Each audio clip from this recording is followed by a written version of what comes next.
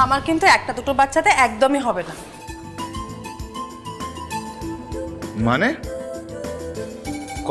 কতগুলো বাচ্চা লাগবে তোমার? মিনিমাম 4-5টা। নাও কফি খাও, ধরো ধরো।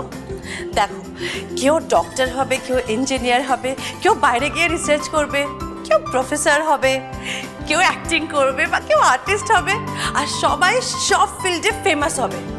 তুমি হবে প্রাউড পাপা আর আমি হব প্রাউড মামা।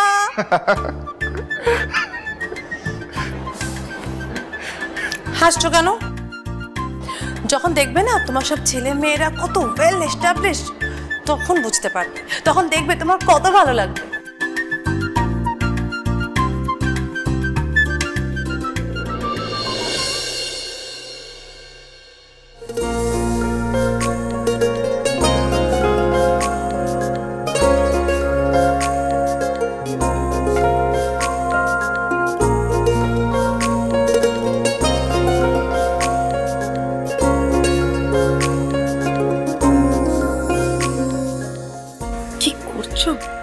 কেউ দেখে ফেলবে কোথা থেকে।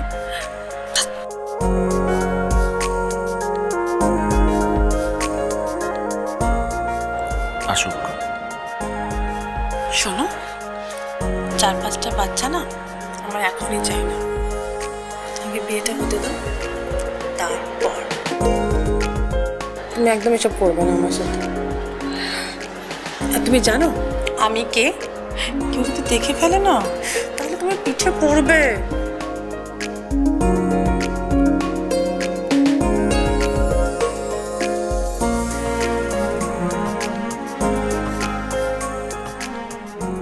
দেখে নেবো কে কি করে। Listen, you are my girlfriend, okay, যাকে আমি খুব তাড়াতাড়ি বিয়ে করতে চলেছি। অবশ্য তুমি যদি চাও তাহলে এক্ষুনি বিয়ে করতে পারি আমি, আই হ্যাভ নো প্রবলেম। আচ্ছা, আর যখন তুমি তোমার বাড়িতে আমাকে নিয়ে যাবে আর তারপর তোমার বাবা প্রশ্ন করবেন যে রাজা তুই হঠাৎ বিয়ে করে বাড়িতে বউ নিয়ে এলি, তখন তুমি কি বলবে? তখন আমি বলবো যে আমি যাকে ভালোবাসি তাকে আমি বিয়ে করেছি আর এখন থেকে সে এই বাড়িতেই থাকবে, ওকে? তাই?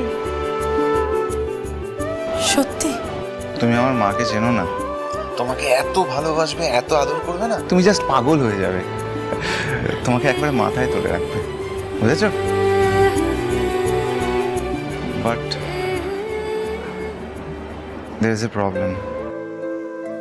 আমরা কিন্তু একেবারেই মধ্যবিত্ত। আমি জানি না যে জীবনের সৎ পথে রোজগার করে আমি কতটা এগোতে পারবো, আমি সত্যিই জানি না। তবে আমি চেষ্টা করছি, পড়াশোনা করেছি, চাকরির চেষ্টা করছি, সমস্ত রকম কম্পিটিটিভ এক্সাম দিচ্ছি আমি, ব্যাংকের, রেলের, সব কিছু।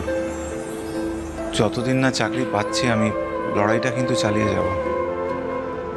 সমস্ত খরচ সংসারের আমি চালাবো।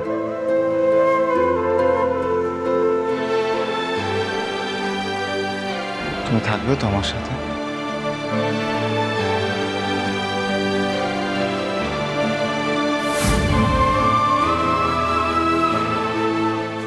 পারবো, পারবো তো বটেই। তুমি কি জানো সোহানা, তোমার পরে আমি আর কোনোদিনও কাউকে ভালোবাসতে পারিনি। পারবো আমি।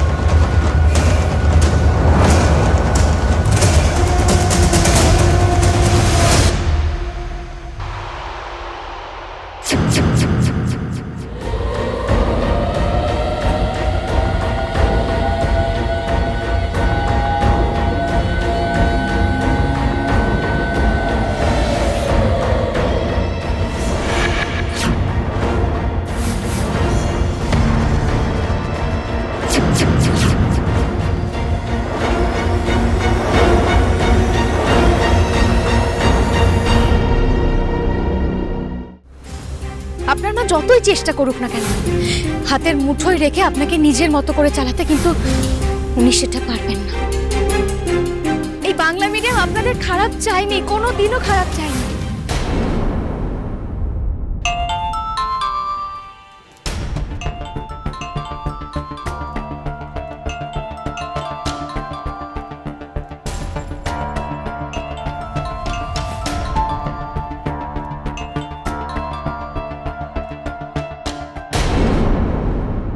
রাজদীপ, রাজদীপ ও ও আমাকে টেক্সট করছে। ও কেন টেক্সট করছে?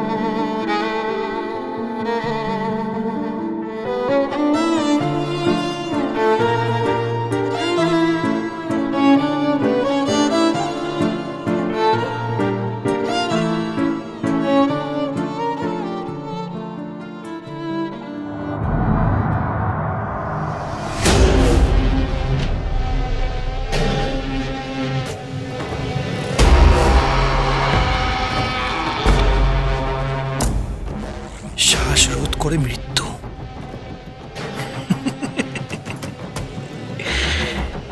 কে মারলো ইন্দিরা সরকারকে?